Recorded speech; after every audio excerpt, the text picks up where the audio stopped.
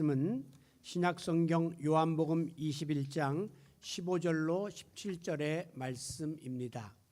이제 받들어 읽습니다. 그들이 조반 먹은 후에 예수께서 시몬 베드로에게 이르시되 요한의 아들 시몬아 내가 이 사람들보다 나를 더 사랑하느냐 하시니 이르되 주님 그러하나이다. 내가 주님을 사랑하는 줄 주님께서 아시나이다. 이르시되 내 어린 양을 먹이라 하시고 또 두 번째 이르시되 요한의 아들 시몬아 내가 나를 사랑하느냐 하시니 이르되 주님 그러하나이다. 내가 주님을 사랑하는 줄 주님께서 아시나이다. 이르시되 내 양을 치라 하시고 세 번째 이르시되 요한의 아들 시몬아 내가 나를 사랑하느냐 하시니 주께서 세 번째 내가 나를 사랑하느냐 하심으로 베드로가 근심하여 이르되 주님 모든 것을 아시오매 내가 주님을 사랑하는 줄을 주님께서 아시나이다. 예수께서 이르시되 내 양을 먹이라. 아멘.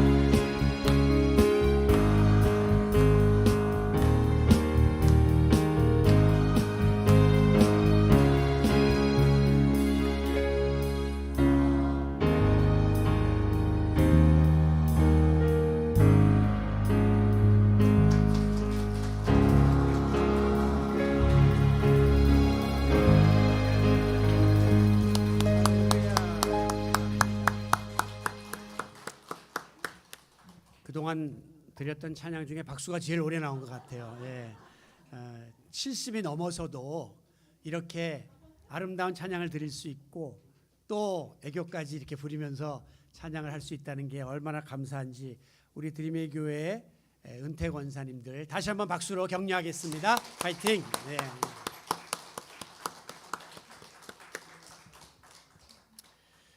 육신을 입은 유한한 인간은 누구나 인생을 살면서 실패를 경험하게 됩니다. 하지만 지난주에 말씀드린 것처럼 실패로 인한 위기를 잘 극복하면 다행이거니와 만약에 실패로 인한 위기를 극복하지 못하고 주저앉게 되면 절망에 빠져서 파멸에 이르게 되는 것입니다.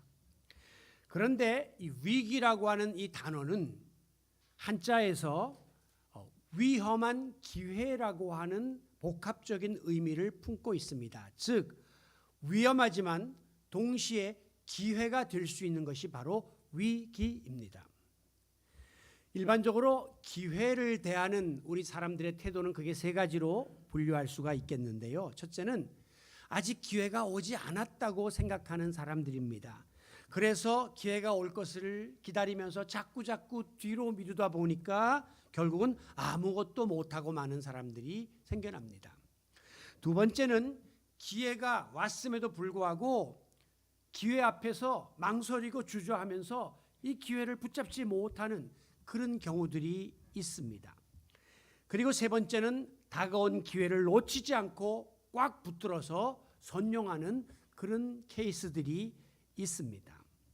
그리스 신화에 보면 카이로스, 즉 기회의 신이라고 하는 신이 있는데요. 그 신상을 이렇게 묘사하고 있습니다. opportunity 혹은 chance의 신이에요. 기회의 신인데 특징이 앞에는 머리털이 많은데 뒤에는 민둥머리예요. 이 말은 기회가 올 때에 덥석 잡아야지 지나간 다음에 아무리 잡아봐야 헛수고다 하는 뜻을 갖고 있습니다.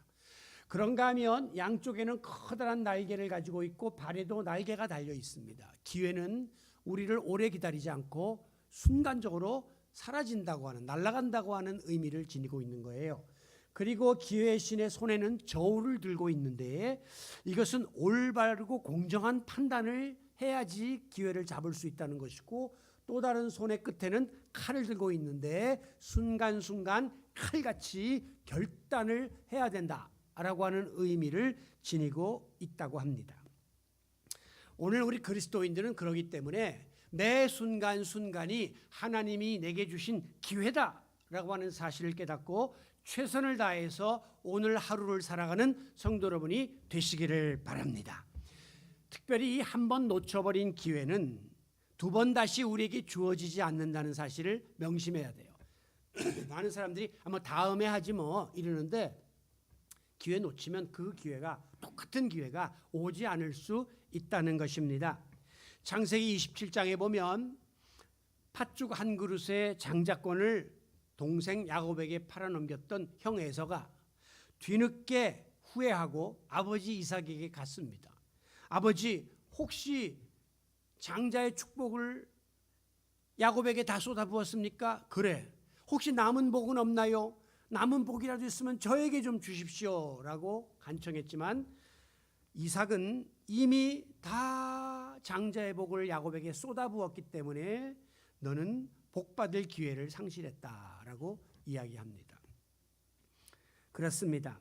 하나님은 이 실패투성이인 우리에게 과거의 잘못을 묻지 아니하시고 새로운 기회, the second chance, the new chance를 우리에게 주시는 좋으신 아버지이십니다. 간혹 가다가 운동 경기를 보거나 혹은 경연 프로그램을 보면 너무 실력이 있고 잘하는 사람인데 한순간 실수를 해갖고 음이 삑해서 떨어졌단 말이에요. 이것을 위해서 오랜 기간 동안 노력하고 목숨 걸고 달려왔는데 이 한순간의 실수 때문에 떨어지면 너무 아쉽잖아요. 그럴 경우에 패자 부활전을 마련해 주기도 하고 혹은 마스터들이 모여서 의논을 해가지고 그 사람을 다시 다음 기회를 주는 그런 모습들을 우리가 볼 수 있습니다. 사사기 16장에 보면 천하장사 삼손이가 그만 들릴라의 꼬임에 빠져가지고 힘의 원천이었던 머리를 다 깎이고 그리고 블레셋 사람들에게 잡혀서 소 대신에 맷돌을 끌고 이 수치를 당하는 그런 장면이 나옵니다. 그때 삼손이 마지막으로 하나님께 부르짖기를 여호와여 구하옵나니 이번에 한 번만 더 나를 강하게 하여 주사 나의 두 눈을 뺀 이 블레셋 사람들의 원수를 단번에 갚게 하여 주시옵소서라고 간청하죠. 그러자 하나님께서는 이 삼손을 불쌍히 여기고 긍휼히 여기셔서 다시 한번 그에게 머리털이 길었던 시절처럼 새 힘을 공급하여 주심으로 삼손이 블레셋 사람들을 단숨에다 멸절시키는, 그래서 원수를 갚도록 마지막 찬스를 부여해 주신 것을 우리는 보게 됩니다. 이와 같이 자비와 긍휼이 풍성하신 하나님은 비록 실수와 실패로 점철된 우리의 모습이라 할지라도 진실로 자기의 잘못을 깨닫고 하나님께 돌아오고 회개하기만 하면 어떠한 조건이나 이유를 달지 아니하시고 우리에게 새로운 기회를 부여해 주신다고 하는 사실을 믿으시기 바랍니다. 이것이 우리 그리스도인들의 소망입니다. 그토록 믿고 따랐던 예수님이 무기력하게 십자가에 달려 죽으셨습니다. 주님께 모든 것을 걸고 주님을 따랐던 제자들은 크게 낙심하여 다시금 자기의 생업의 현장으로 뿔뿔이 흩어지고 말았습니다.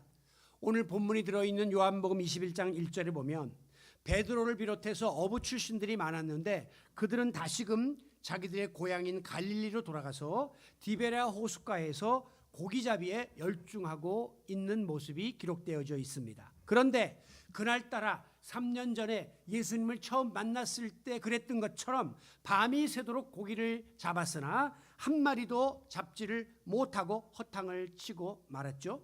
결국 날이 밝아오자 호수 가장자리로 배를 빼려고 하는데 저 가장자리에 웬 사람이 서 있는데 그가 이렇게 외쳤습니다. 얘들아, 너희에게 고기가 있느냐? 제자 어부 출신 제자들은 없나이다 라고 대답했습니다. 그때 그 사람이 말하기를 그물을 배 오른편에 한번 던져보아라.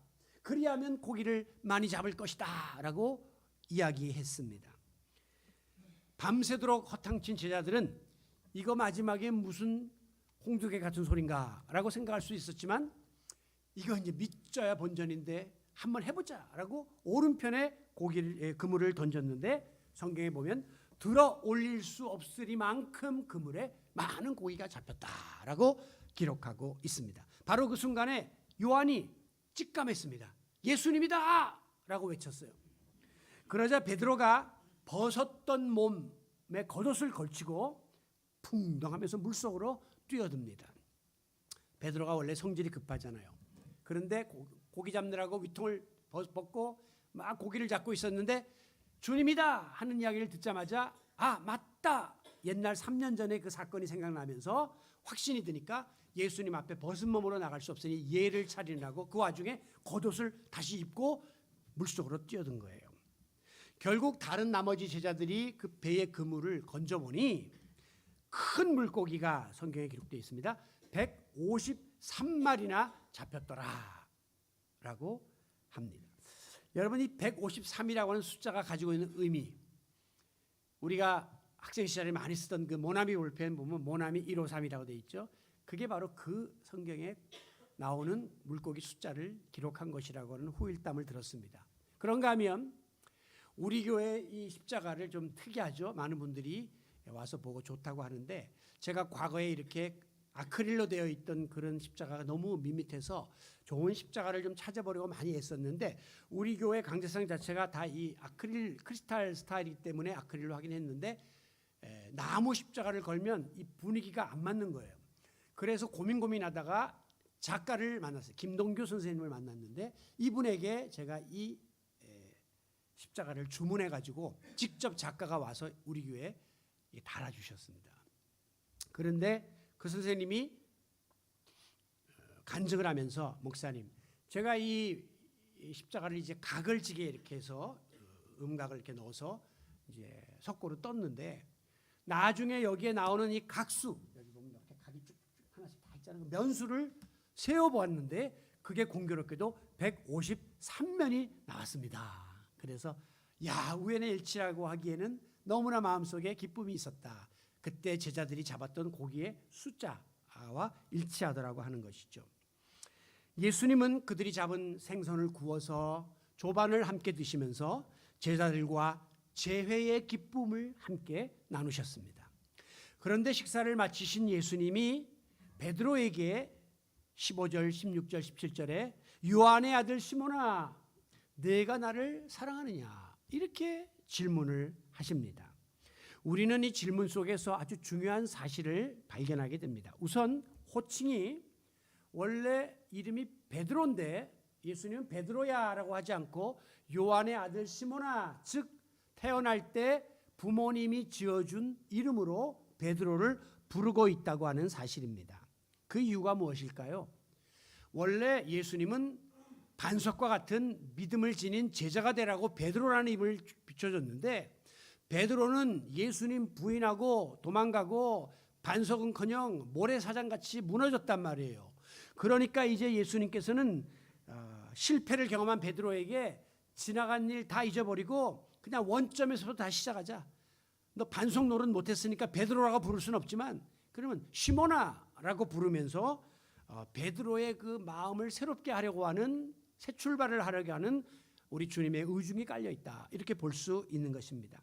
여러분이 잘 아시는 것처럼 베드로는 굉장히 성격이 급하고 다혈질의 체질이었습니다. 그러다 보니까 아무래도 실수를 많이 남발했죠. 특별히 예수님의 죽음과 십자가와 관계된 사건 속에서 베드로의 실수를 세 가지만 꼽으라면 다음과 같습니다. 먼저는 예수님이 십자가를 앞두고 겟세마네 동산에 기도하러 올라가실 때에 베드로, 야고보, 요한 세 제자를 데리고 가서 여기에서 좀 내가 지금 심히 고민하여 죽게 되었으니 나를 위해 기도해다오 라고 부탁하고 기도하고 와서 보니까 깊은 잠에 들어 있었어요. 두 번이나 계속해서 와서 확인해도 베드로는 기도해야 할 때 기도하지 않고 잠들어 있었다. 이 사실이 결국 마지막에 베드로를 실족하게 만드는 원인이 된 거예요. 기도하지 않았기 때문에 넘어진 겁니다. 두 번째는 치명적인 실수죠.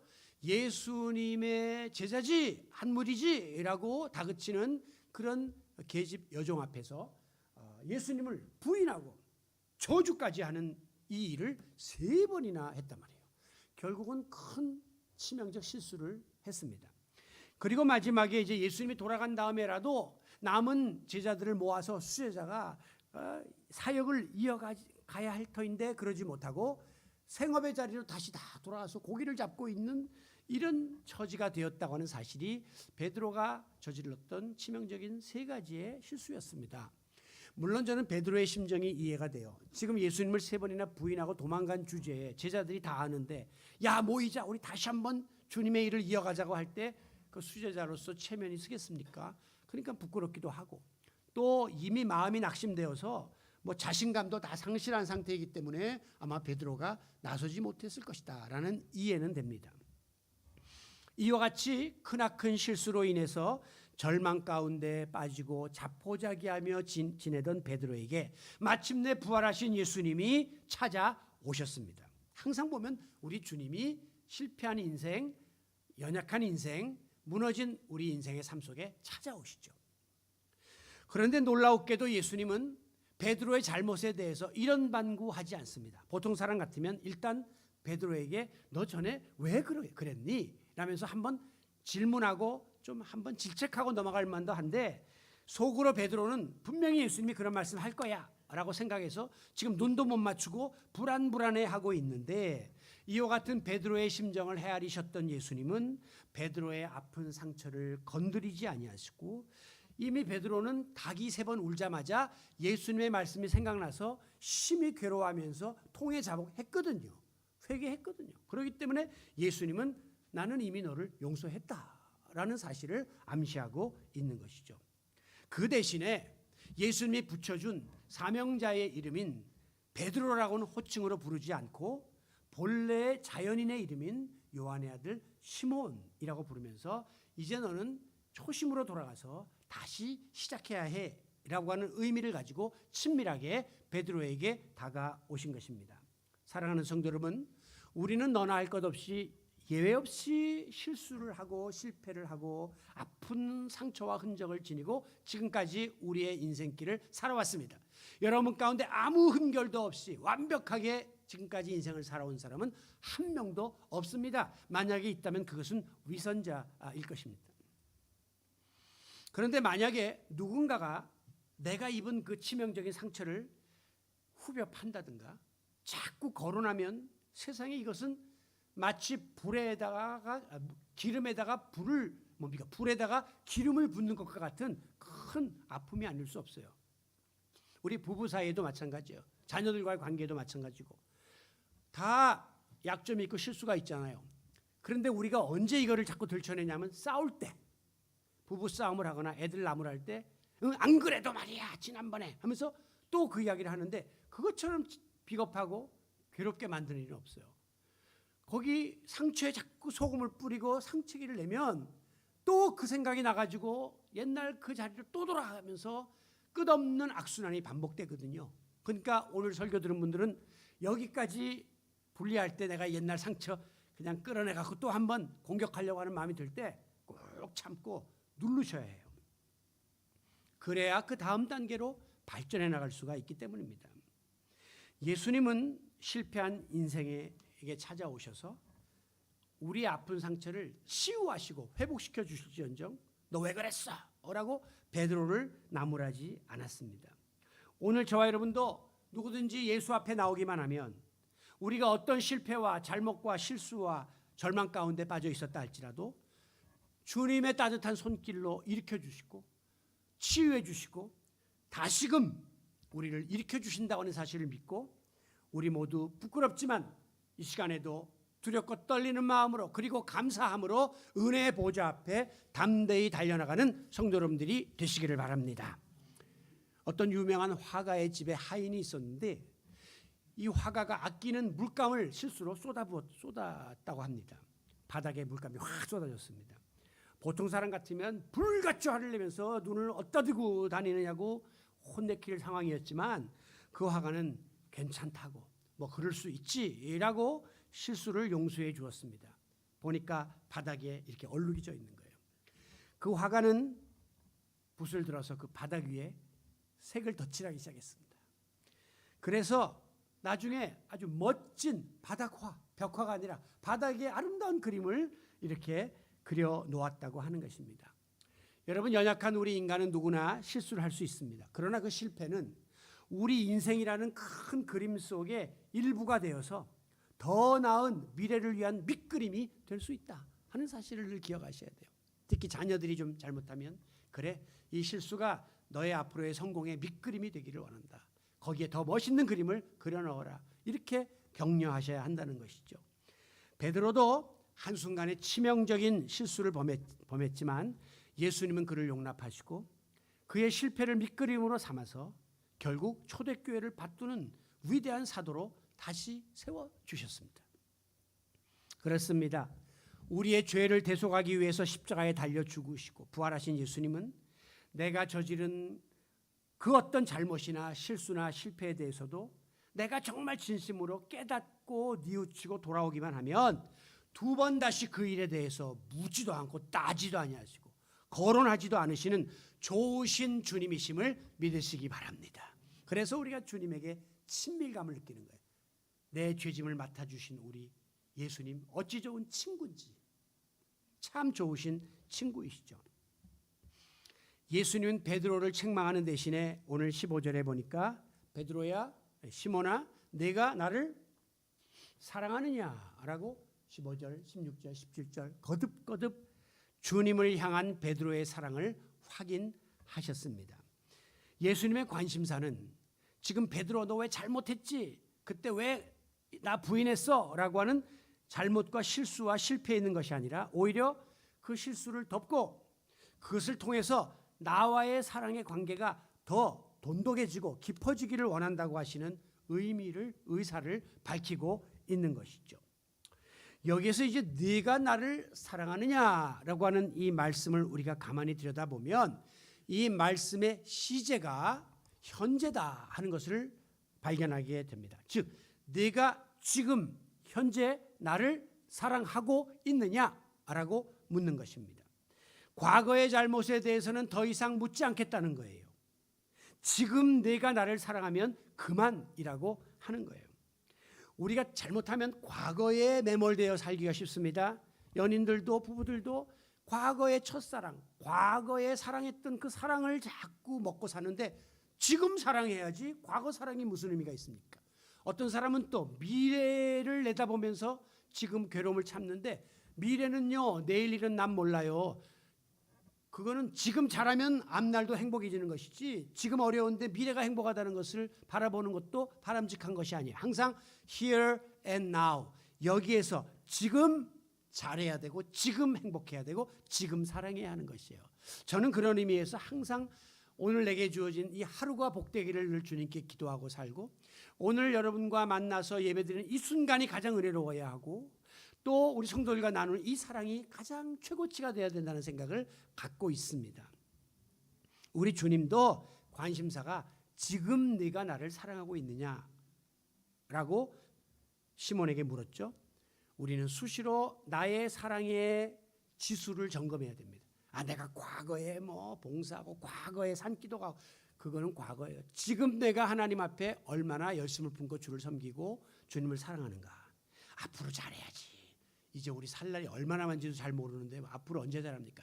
지금 최선을 다해서 우리의 모든 믿음의 온도를 끌어올리는 성도 여러분들이 되시기를 바랍니다. 그런데 우리 예수님은 15절 중반에서 이렇게 물어봐요. 사랑하느냐? 그냥 물으면 끝날 텐데 내가 이 다른 사람들보다 나를 더 사랑하느냐? 이렇게 물어요. 이건 베드로가 굉장히 양심이 뜨끔할 만한 그런 질문이에요.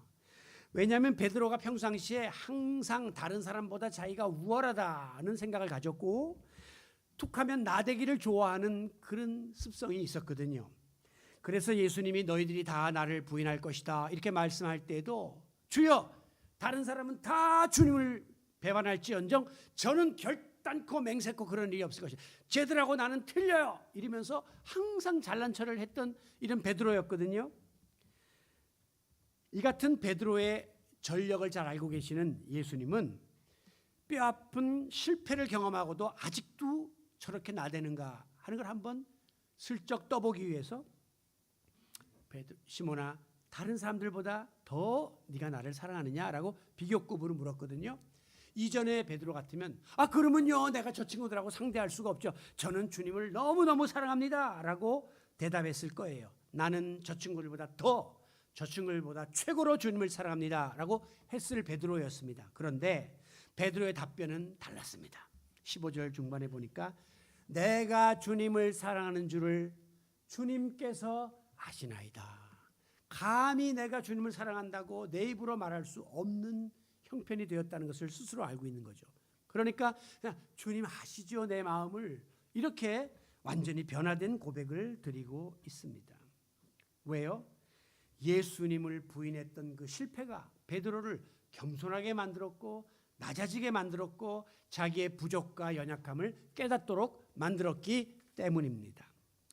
이렇듯 우리가 실수와 실패를 통해서 얻게 되는 교훈이 있다면 과거에 잘 나가던 때는 모든 것을 자기 힘으로 할 수 있다고 자신만만하게 여기고 기고만장했던 우리였으나 실패를 한번 겪고 난 다음에는 기가 꺾이면서 내가 얼마나 작은 존재이고 연약한 존재이고 부족한 존재인지가 깨달아지고 주변의 다른 사람들을 옛날에 무시했지만 저 사람이 얼마나 훌륭한가를 다시금 깨닫는 그런 계기가 되었기 때문에 이런 실패의 유익이 우리에게 있다는 것입니다. 예수님은 그 다음에도 2번, 3번까지 베드로에게 네가 나를 사랑하느냐라고 물었습니다. 왜 3번씩이나 묻습니까? 베드로는 중간에 마음이 불안했습니다. 3번이나 묻는 거로 주님이 지금 내 진실을 의심하시는가? 내가 사랑한다는 말이 지금 뭔가 잘못된 건가? 그런 의구심을 가지고 있었거든요. 그런데 많은 성경학자들은 여기서 예수님이 베드로에게 3번 똑같은 사랑하냐고 질문한 이유는 베드로가 이전에 예수님을 부인할 때 몇 번 했습니까? 3번 했잖아요. 이 3번의 잘못을 하나씩 상쇄해 주기 위함이었다라고 해석합니다. 내가 사랑하느냐? 주님이 아십니다. 한 번 부인했던 거 까주고 내가 사랑하느냐? 2번째 또 물은 다음에 2번 부인했던 거 까주고 3번 질문한 다음에 3번째 부인하며 저주했던 것까지 이제 다 상쇄되었으니까 너는 자유다 라는 것을 선포하기 위함이었다라고 말하기도 합니다. 저는 이 3이라고 하는 숫자가 가지고 있는 완전성, 성부, 성자, 성령, 또 죽은 지 사흘 만에 다시 살아나시고 우리 사람들이 항상 3이라는 숫자를 완전수로 이렇게 여기거든요. 그러니까 우리 주님이 베드로에게 완전한 사랑을 확인하셨고 완전한 용서를 선포하셨다. 그런 의미로 3번 질문하신 것으로 해석을 해봅니다. 그런데 우리가 여기서 눈여겨보아야 할 것은 예수님이 처음에 이제 2번째 이렇게 나를 사랑하느냐라고 물으실 때 사용하신 단어예요. 그때 헬라어 원어에 보면 네가 나를 아가페의 사랑으로 사랑하느냐라고 물었습니다. 아가페라는 것은 무조건적이고 절대적인 신적인 사랑을 뜻하는 거예요. 베드로는 옛날 같으면 그것조차도 하겠다고 그럼요 제가 아가페 사랑으로 주님을 사랑합니다라고 대답했을 사람인데 베드로의 대답은 다릅니다. 자, 우리가 흔히 이 사랑을 헬라어에서는 네 가지의 의미를 갖고 있다. 그렇게 이야기해요. 우리나라 말은요, 그냥 제가 말하는 랭귀지, 언어도 말이고 타고 다니는 말도 말이에요. 비 그러면 내리는 비도 비고 쓰는 빗자루도 비예요. 눈 그러면 신체 이 기관도 눈이고 위에서 내리는 것도 눈이에요. 그러니까 우리말은 상당히 외국 사람들이 앞뒤 맥락을 봐야지 이해하기 때문에 어렵다 그렇게 말하는 경우가 많거든요. 뜨거운 걸 먹으면서도 시원하다 그러거든요. 이런 거를 외국 사람들은 도저히 이해를 못하는 거죠. 그런데 이 헬라 말은 굉장히 논리적입니다. 그래서 사랑 그러면 어떤 사랑이냐 이죠. 우리 같으면 부부 사랑도 사랑이요, 이성 간의 사랑도 사랑이요, 부자 간의 사랑도 사랑이요, 나라 사랑도 사랑이요, 돈 사랑도 사랑이요, 다 사랑이거든요. 근데 이 헬라 사람들은 딱 이것을 분리시킵니다. 첫째로 이성 간에 느끼는 육체적인 사랑은 에로스라는 단어를 쓰고 있고요. 그 다음에 이제 뭡니까 그 우정, 친구 간에 서로 나누는 사랑은 그것은 또 필리아라고 하는 그런 뜻을 쓰고 있죠. 그 다음에 부모 자식 간의 사랑은 스톨게라고 하는 단어를 쓰고 있습니다. 그리고 하나님이 인간을 사랑하신 그 사랑은 아가페라는 사랑을 쓰고 있어요. 그 하나님 사랑은 우리 인간 사랑과 비교할 수 없기 때문에 우리는 흔히 부모님 사랑을 하나님 사랑과 빗대어 이야기하지만 엄밀한 의미에서는 사랑의 그 질 자체가 틀리다는 거죠. 그런데 예수님께서는 베드로에게 두 번씩이나 내가 나를 사랑하냐 할 때 아가페, 하나님이 인간을 사랑하신 절대적 사랑, 신적인 사랑으로 사랑하냐 물었어요. 베드로는 절대 그런 사랑으로 내가 주님을 사랑할 수 없다는 사실을 알았죠. 그렇기 때문에 베드로는 답변할 때에 그런 사랑 말고 그냥 필리아 정도의 사랑, 그러니까 우정, 친구 간에 사랑할 수 있는 그 정도의 사랑으로 내가 주님을 사랑합니다라고 3번 다 답을 해요. 그러니까 예수님이 베드로가 이제 많이 낮아지고 겸손해졌다는 것을 알고 3번째 물으실 때는 예수님도 단어를 바꿔요.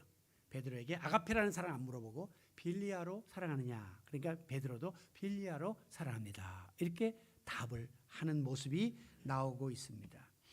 여러분, 이것은 절대적인 신적인 사랑으로 내가 하나님을 사랑할 수 없다고 하는 사실을 베드로가 실패를 통해서 경험하고 이만큼 겸허하게 낮아진 거죠. 마지막에 예수님이 베드로에게 그 같은 사실을 알고 필리아의 사랑으로 사랑하냐라고 격을 하나 낮춰주신 것은 우리 주님이 사랑의 눈높이를 베드로의 눈높이에 맞춰서 낮춰주신 그런 배려라고 볼 수 있는 것입니다. 여러분, 참 감사한 것은 우리 예수님은 우리의 형편과 처지를 누구보다도 잘 알고 계십니다. 부부가 사실은 가장 친밀한 사이이기 때문에 부부 사이는 무촌이라고 그러죠. 촌이 없다. 자식만 해도 일촌이에요. 부부는 촌이 한 몸이에요. 그러나 함께 동거하는 부부조차도 어떤 때는 피차의 마음을 알 수 없을 때가 있어요. 특히 아플 때. 저희 집사람이 지난 주일날 좀 자꾸 이 심장이 뜨끔뜨끔한다 그래서 병원 가서 한번 다 CT까지 찍고 다음 주일날 결과를 기다리는데 그런 이야기를 자꾸 해도 제가 그 아픔을 똑같이 느끼지를 못하겠는 거예요. 그냥 빨리 병원 가봐, 빨리 검사해봐 이러지. 본인이 느끼는 그 아픔, 본인은 그 이상으로 불안하고 힘들 수도 있는 거죠. 그러니까 우리 부부도 그런 겁니다. 목회자가 교인들하고 목회하면서 제일 힘든 게 성도들이 저에게 여러 가지 상황을 말씀해 주세요. 기도해 달라고 그러고. 근데 저는 물론 그들을 위해서 진심으로 기도하고 말씀도 나누고 상담하지만 당사자의 아픔을 그대로 느끼지는 못하는 한계를 갖고 있습니다. 그리고 무엇보다도 알아도 말씀 안 하면 제가 몰라요. 여러분이 형편을 말씀해 줘야 제가 알죠. 그런데 우리 주님은 전지하신 분이기 때문에 여러분이 말하지 않아도 다 알고 계신다는 겁니다. 저는 알아도 해줄 수 있는 부분이 있고 해줄 수 없는 부분이 더 크지만 우리 주님은 전능하시기 때문에 모든 것을 해결해 줄 수 있는 분이심을 믿으시기 바랍니다. 가장 좋은 거는요, 사람한테 100번 말하는 거 좀 마음은 시원할지 모르지만 그 다음에 금방 답답해져요. 또 불안해져요. 괜히 말했다. 그 말이 또 막 또 소문을 타고 돌아다니니까. 그런데 주님 앞에 말 아뢰이는 것이 최고입니다. 좀 힘들어도. 주님 앞에 조용히 무릎 꿇어 기도하고 십자가 앞에 기도하면 하나님은 알고 아실 뿐 아니라 해결해 줄 수 있는 분이십니다. 여기서 베드로의 눈높이에 맞춰서 우리 예수님이 아가페 사랑하니까 베드로가 너무 나는 못합니다. 필리아만 하겠습니다. 그러니까 필리아로 낮춰주시잖아요. 저는 이걸 보면서 우리 주님이 우리에게 절대로 무리한 요구를 안 하시는 분이라는 사실에 감사합니다. 그 대표적인 말씀이 뭐냐면 내 이웃을 사랑하되 내 몸과 같이 사랑하라 하는 말씀이에요. 이게 너무 고마운 말씀입니다.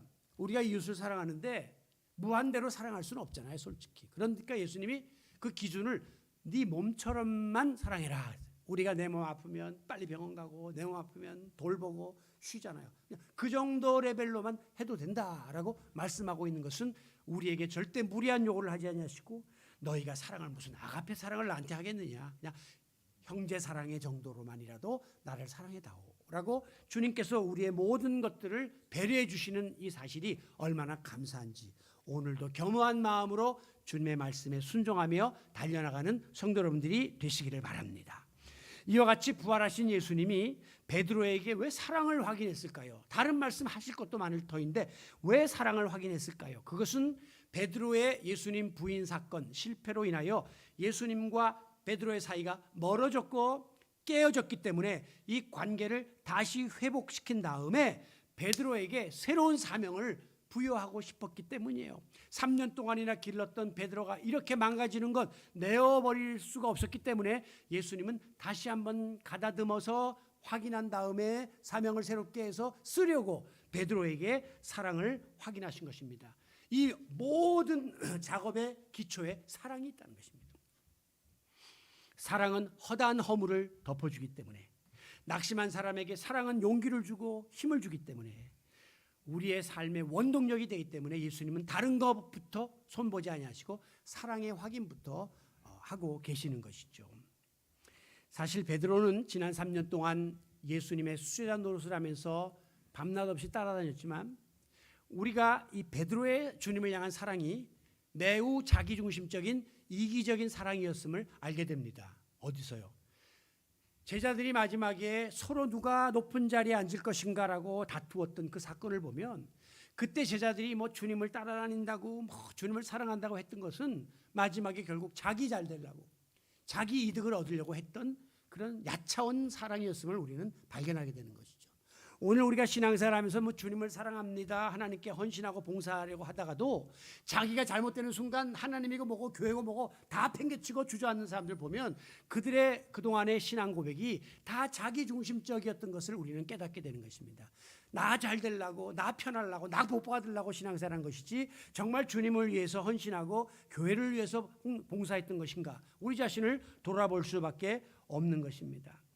여러분, 그러나 이 베드로가 예수님을 만나면서 그의 모든 가치관이 변화됩니다. 그는 내가 주를 사랑하는 줄을 주님께서 아시나이다. 내 마음속에 있었던 그릇된 이기적인 자기중심적인 그런 모든 사랑을 허물고 이제는 주님이 아시지요. 정말 주님이 원하시는 진정한 사랑을 내가 드립니다 라고 순전한 사랑을 고백하기에 이르렀던 것입니다. 이와 같이 베드로의 진심 어린 사랑을 고백을 확인하신 우리 예수님은 비로소 15절 하반절에 내 양을 먹이라, 또 16절 하반절에 두 번째 내 양을 치라, 세 번째 17절 하반절에서 내 양을 먹이라 라고 하면서 다시 한번 베드로에게 양의 사명을 맡겨주셨던 것입니다. 성도 여러분, 우리가 주님의 일을 감당하는 데 있어서 가장 중요한 자격과 조건은 세상적인 재능과 지식과 물질과 인맥과 경험과 이런 게 아니에요. 주님과 나 사이에 사랑의 관계가 회복되고 돈독해지면 이 모든 일을 능히 감당할 수 있습니다. 반대로 아무리 건강하고 돈이 있고 의지가 불타올라도 주님과의 사랑이 식어버리면 아무것도 주의를 감당하지 못하고 나가 떨어질 수밖에 없다는 사실을 기억하시기를 바랍니다. 마침내 부활하신 예수님을 만나서 과거에 자기의 실수로 인하여 깨졌던 주님과의 그 사랑의 관계를 다시 회복한 베드로는 그물과 배를 또 버리고 예루살렘으로 들어갑니다. 그리고 흩어졌던 제자들을 수소문해서 다시 모읍니다. 그리고 결국 약속하신 성령의 충만함을 체험한 이후에 능력의 사도가 되어서 한 번 외칠 때에 3,000명이 회개하고 돌아오는 놀라운 능력의 사도로 변신되었음을 믿으시기 바랍니다.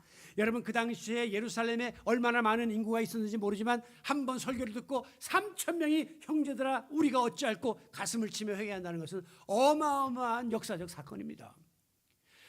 계집 여종 앞에서 벌벌벌 떨면서 예수님 모른다고 부인하던 베드로는 더 이상 없었습니다. 담대하게 나가서 복음을 전하는 주님의 제자가 되었던 것이죠. 결국 예수님은 베드로를 초대교회의 지도자로 세우시고 반석이라고 하는 그의 이름 위에 교회를 세우시겠다고 하는 그 약속을 지키심으로 지금도 가톨릭 교회에서는 베드로를 로마의 교황 1대 교황으로 추앙을 하면서 베드로 위에 교회를 세웠다 그렇게 말하죠. 우리 개신교의 개념은 베드로가 위대한 게 아니라 베드로가 드렸던 주는 그리스도시요 살아계신 하나님의 아들이라고 하는 신앙 고백 위에 교회를 세웠다라고 이야기하는 것입니다. 전서에 의하면 오늘 다 읽지는 않았지만 마지막 18절에 보면 예수님이 베드로에게 이렇게 말합니다. 내가 늙어서는 내 팔을 벌리리니 남이 너를 띠띠우고 원하지 않는 곳으로 끌고 갈 것이다. 그렇게 말했는데 정말 베드로가 네로 황제의 박해 때 팔을 벌리우고 십자가에 거꾸로 매달려서 순교의 제물이 되었다라고 기록되어 있습니다. 그야말로 베드로는 마지막이 멋졌던 파이널이 훌륭했던 역전의 주인공이 되었습니다.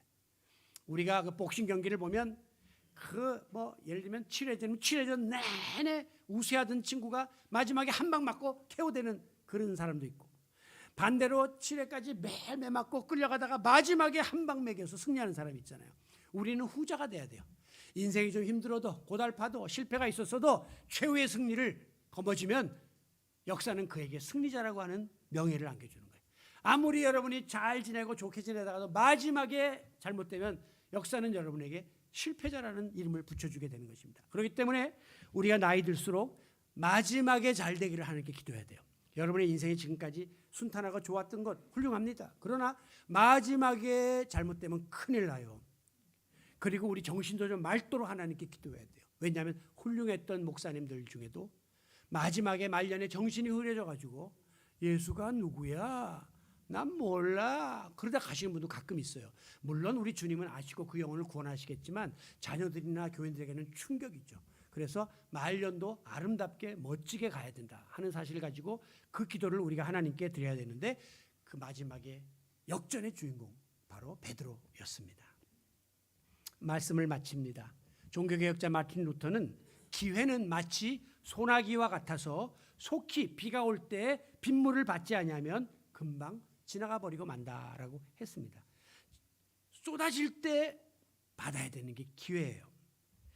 비록 나의 허물과 부족으로 인하여 큰 잘못을 저지르고 내가 실패에 나락에 떨어지고 곤두박질 쳐 있다 할지라도 우리가 절대 낙심하거나 절망하지 말아야 될 것은 그 즉시 그 자리에서 무릎 꿇어 하나님의 도우심을 구하고 그리고 내 잘못을 회개하고 하나님의 인도를 구할 수 있는 특권이 우리에게 있기 때문입니다. 그리할 때 좋으신 하나님께서는 우리의 죄가 주홍같이 붉을지라도 먹보다 검을지라도 눈과 같이 양털보다 희게 씻어주시고 다시 한번 도전할 수 있도록 새로운 기회를 허락해 주실 줄로 믿습니다. 아무쪼록 부활하신 예수님이 치명적인 실패로 인해서 낭망하여 고기잡이 현장에 되돌아가 있던 베드로를 친히 찾아오셔서 주님과의 사랑을 재확인하신 다음에 일그러졌던 관계를 회복시키고 새로운 사명을 부여해 주신 것처럼 오늘 우리 모두도 부활의 주님을 만나서 실패의 자리를 딛고 일어서서 다시 한번 도전해 나가는, 그럼에도 불구하고 우리를 일으켜주시는 예수 그리스도를 바라보는 성도 여러분들이 되시기를 부활하신 주님의 이름으로 축원합니다. 존귀하신 아버지 하나님, 오늘도 주님 앞에 나왔습니다. 부끄러운 내 모습 이대로 나왔습니다. 실패 투성이, 실수 투성이가 오늘도 주님 앞에 나와서 주의 일을 하겠다고 머리 숙였습니다. 주님은 나의 약점을 아시지요. 나의 허물을 아시죠. 그러나 그 실패를 나무라지 아니하시고 그 상처에 소금을 뿌리지 아니하시고 주님께서는 친히 피 묻은 십자가의 손으로 어루만지사 치유하시고 회복시켜 주시니 감사합니다. 베드로처럼 다시 일어서게 하여 주시고 다시 도전하게 하여 주시고 다시 쓰임 받는 주님의 도구가 되게 하여 주시옵소서. 우리 주 예수님의 이름으로 기도하옵나이다. 아멘.